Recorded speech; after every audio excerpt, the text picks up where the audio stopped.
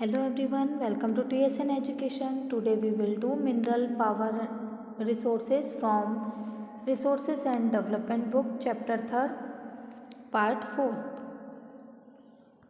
Non-conventional sources of energy. The increasing use of fossil fuel is leading to its shortage. It is estimated that if the present rate of consumption continues, the reserves of these fuels will get exhausted. Moreover, their use also causes environmental pollution. Therefore, there is need for using non-conventional resources such as solar energy, wind energy, tidal energy, which are renewable. जितनी fossil fuels को use कर रहे हैं उतनी उनकी कमी होती जा रही है। ऐसा माना जा रहा है कि आज हम जैसा कंजप्शन उपयोग इसका कर रहे हैं वैसा जैसा इसका यूज़ हो रहा है तो ये फ्यूल जल्दी ख़त्म हो जाएगा। इन फ्यूल्स के यूजेस में इन्वायरमेंट में पॉल्यूशन बढ़ता है, इसलिए जो नॉन कन्वेंशनल फ्यूल्स हैं जैसे कि एनर्जी है, नॉन कन्वेंशनल एनर्जी है जैसे सोलर एनर्जी, विंड एनर्जी और टाइडल एनर्जी की नीड आ रही है क्योंकि ये रिन्यूएबल एनर्जी हैं। Solar energy, sun's heat and light energy can be felt by us every day. Solar energy trapped from the sun can be used in solar cells to produce electricity. Many of these cells are joined into solar panels to generate power for heating and lighting purpose.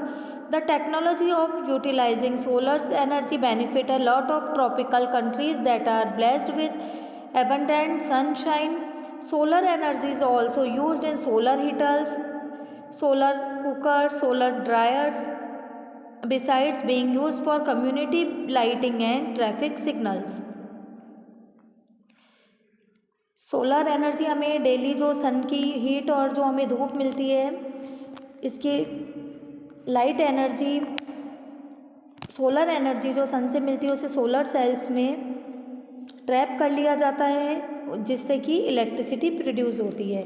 Solar panel में बहुत से sales एक साथ जोड़ दिए जाते हैं ताकि इतनी पावर्स मिल सके कि हीट और लाइट प्रोड्यूस हो।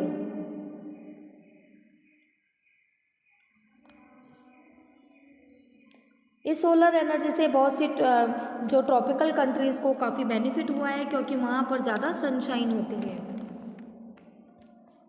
सोलर एनर्जी का यूज़ हम सोलर हीटर्स में, सोलर कुकर्स में, सोलर ड्रायर्स में, इसके साथ ही कम्युनिटी लाइटिंग और ट्रैफिक सिग्नल्स में भी इनका यूज़ किया जाता है। Wind energy, wind is an inexhaustible source of energy. Windmills have been used for grinding grain and lifting water since times immemorial. In modern times, windmills, the high-speed winds, rotate the windmill which is connected to a generator to produce electricity. Wind farms having clusters of such windmills are located in coastal regions and in mountain passes where strong and steady. Wind energy, wind एक ऐसा source है जो कभी ख़त्म नहीं होता है। जैसे विंड मिल्स का यूज़ हम ग्रेन्स को ग्राइंड करने में, वाटर लिफ्टिंग में भी कर सकते हैं। मॉडर्न टाइम की विंड मिल है जो होती है हाई स्पीड विंड्स हैं जो कि रोटेट करती हैं। विंड मिल को एक जो होती हैं वे एक जनरेटर से कनेक्ट होती हैं और इलेक्ट्रिसिटी प्रोड्यूस करती हैं। विंड फार्म्स में बहुत से विंड मिल्स लगी होती हैं जो कि कोस्टल रीजन या माउंटेन में होती हैं जहाँ पर तेज़ और कंटिन्यू हवा चलती है। विंड फार्म्स जो हैं, wind farms found in Netherland, Germany, Denmark, UK, USA and Spain are noted for their wind energy production. Wind farm Netherland, Germany, Denmark, UK, USA में है जहाँ पर विंड एनर्जी प्रोडक्शन होता है। न्यूक्लियर पावर,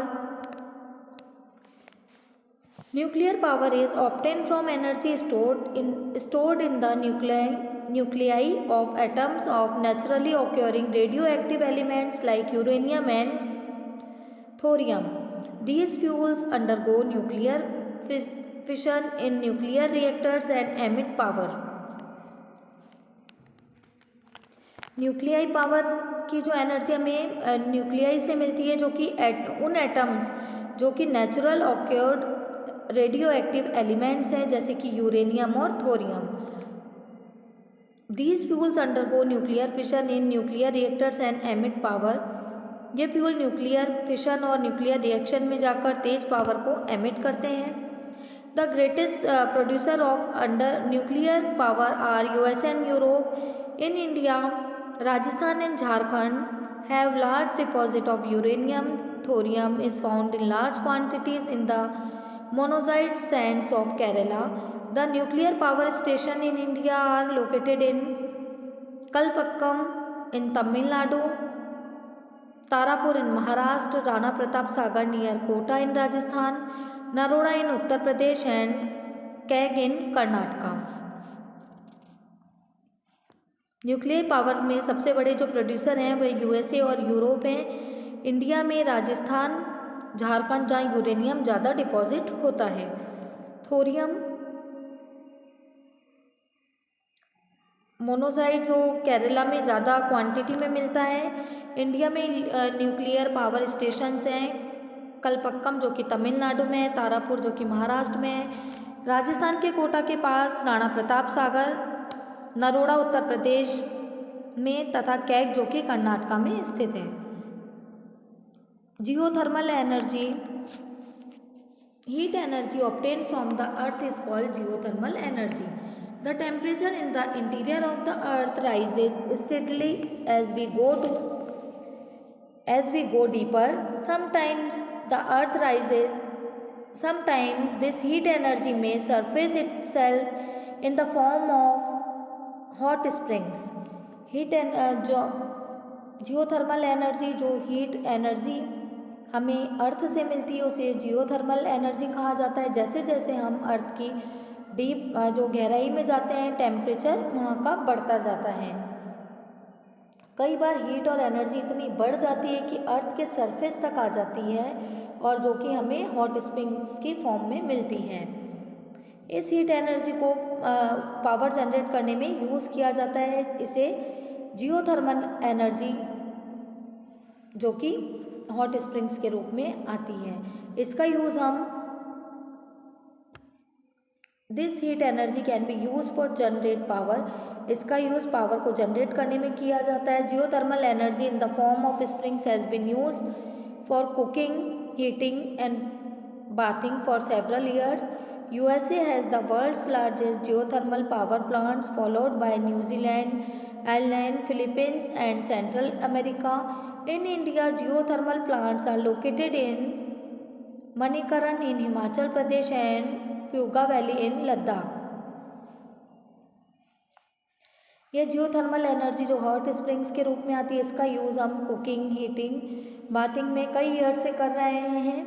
यूएसए में world के सबसे ज़्यादा जियोथर्मल पावर प्लांट हैं. उसके बाद न्यूजीलैंड, आयरलैंड, फिलीपींस और सेंट्रल अमेरिका में. इंडिया में मणिकरण, हिमाचल प्रदेश, पुगा वैली जो कि लद्दाख में जियोथर्मल प्लांट्स मिल जाते हैं. Tidal energy, energy generate from tides is called tidal energy. जो एनर्जी टाइड से जनरेट होती है हम उसे टाइडल एनर्जी कहते हैं. Tidal energy can be harnessed by building dams at narrow openings of the sea during high tide. The energy of the tides is used to turn the turbine installed in the dam to produce electricity. Russia, France and the Gulf of Kutch in India have used tidal mill forms. Tidal energy, जो energy हमें Tide से मिलती है हम उसे tidal energy कहते हैं. Tidal energy को हम बना सकते हैं अगर बड़े बड़े डैम्स जो कि ज़्यादा वाइड ना हो, नैरो हो, और उन्हें सी की ओपनिंग्स पर रखकर हाई टाइड से जो टाइड एनर्जी को हम टरबाइन रोटेट करने में यूज़ करते हैं, जो कि डैम में इंस्टॉल्ड होता है, इस जिससे इलेक्ट्रिसिटी प्रोड्यूस की जाती है। Russia, France, gulf of Kutch जो कि इंडिया में है, यहाँ बड़े टाइडल मिल्स के फॉर्म्स हैं। ये टाइडल एनर्जी किस तरह से प्रोड्यूस की जाती है इसकी दे रखी है आपको पे।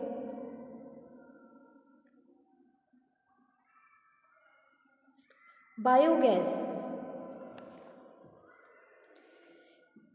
organic waste such as dead plant and animal material, animal dung and kitchen waste can be converted into a gaseous fuel called biogas. The organic waste is decomposed by bacteria in biogas digesters to emit biogas, which is essentially a mixture of methane and carbon dioxide. Biogas is an excellent fuel for cooking and lighting and produces huge amount of organic manure each year. Biogas organic जो waste होते हैं, जैसे dead plants हुए, animals के जो materials हैं, या animal डंग हो, किचन वेस्ट हो, इसे गैसियस फॉर्म में कन्वर्ट करना बायोगैस कहलाता है। बायोगैस डिजेस्टर में इनको मीथेन और कार्बन डाइऑक्साइड का मिक्सचर बनता है, जहाँ पर बायोगैस एक एक्सीलेंट फ्यूल बायोगैस को माना जाता है कुकिंग और लाइटिंग के लिए, और इसे एक एक्सीलेंट फ्यूल माना जाता है, और इसे ईच ईयर ऑर्गेनिक मैन्योर भी हमें मिलता है, एक ऑर्गेनिक जो खाद होती है वो भी इससे मिलती है। Energy is everywhere but we can see that harnessing this energy is both difficult as well as costly. Energy हर कहीं होती है बट इसे बनाना और बहुत डिफ़िकल्ट है, और इसकी जो कॉस्ट, ये काफ़ी कॉस्टली होती है, एनर्जी को बनाने में काफ़ी कॉस्ट लगती है। इसे हम each one of us can make a difference bye not wasting energy. Energy saved is energy generate, act now and make brighter energy future. इसे हम चेंज कर सकते हैं अगर हम एनर्जी को वेस्ट ना करें। जितनी एनर्जी सेव होगी उतनी एनर्जी जनरेट होगी। अभी से एक एक्ट करें और एनर्जी के साथ अपना ब्राइट फ्यूचर बनाएं। आपका चैप्टर कंप्लीट है।